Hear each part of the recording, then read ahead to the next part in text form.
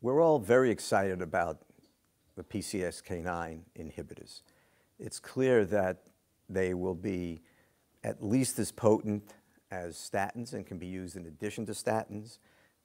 Many times they're more potent than the statins. And so we have the ability now to treat high-risk groups better than we've ever treated them before, to levels where no man has gone before.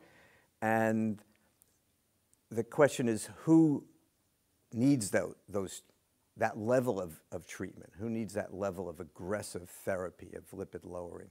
What are the groups that we have to prioritize? And I think it's clear that patients with familial hypercholesterolemia fall into that category. They lead the list. They are a large group of individuals, larger than we used to think.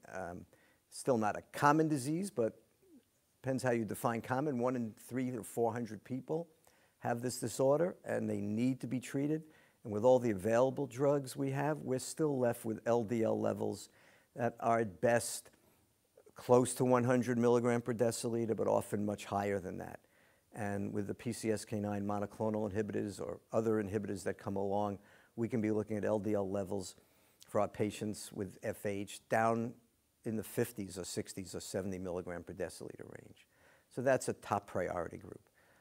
The second group, probably patients who absolutely need treatment, either because they're FH or because more likely they're not FH patients, but they're intolerant to statins. They've had cardiovascular events.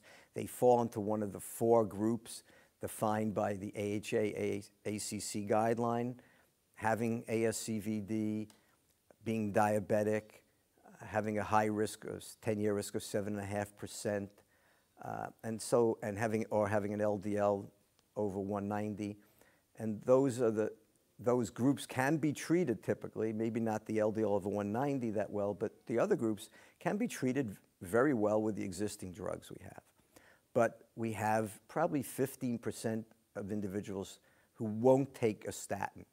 We're not sure if to call them intolerant or not, but at least we know that we're unable to treat them adequately because they cannot take the doses of the statin or some of the other meds often that we need to give them.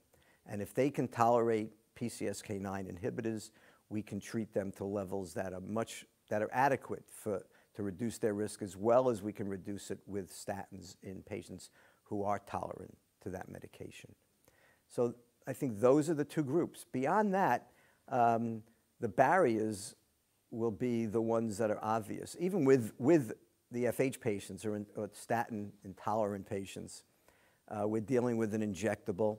We're dealing with a new drug. Both of those will raise people's anxiety about whether they should be taking those drugs. And we're dealing with cost. And we don't know exactly what that will be, but it'll certainly be much more costly than generic statins or generic other lipid modulating drugs.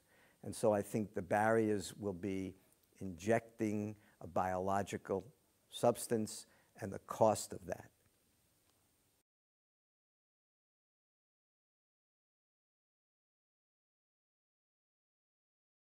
We're all concerned about pharmacologic lowering of LDL to levels that we've not reached before.